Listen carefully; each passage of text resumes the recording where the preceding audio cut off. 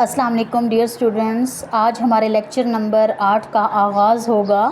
Lecture number 8 میں آپ کو غزل نمبر 2 پڑھاؤں گی۔ سب سے پہلے میں آپ کو پڑھاؤں گی شاعر کا تعارف۔ غزل نمبر 2 کے شاعر ہیں جگر مراد آبادی۔ اصل نام علی سکندر تھا، تخلص کلمی نام جگر استعمال کرتے تھے۔ پیدائش 1890 میں ان کی پیدائش ہوئی، وفات 1958 میں وفات ہوئی۔ جائے پیدائش مراد آباد میں پیدا ہوئے۔ تعلیم کے بارے میں بتاتی چلوں۔ ابتدائی تعلیم گھر پر حاصل کی۔ شاعری کا ذوق ورثے میں ملا تھا۔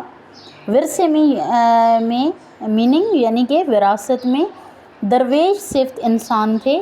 آپ نے حج بھی کیا اور مدینہ منورہ میں نبی پاک صلی اللہ علیہ وآلہ وسلم کی شان میں بہت سی کتابیں بھی لکھی اور نعتیں بھی لکھی۔ شعری مجموعے آتش گل، داغ جگر، شعلہ طور، شام عود، یہ ان کے ہیں شعری مجموعے۔ تدریسی مقاصد۔ تدریسی مقاصد کا مطلب ہے پڑھنے کا مقصد کیا ہے۔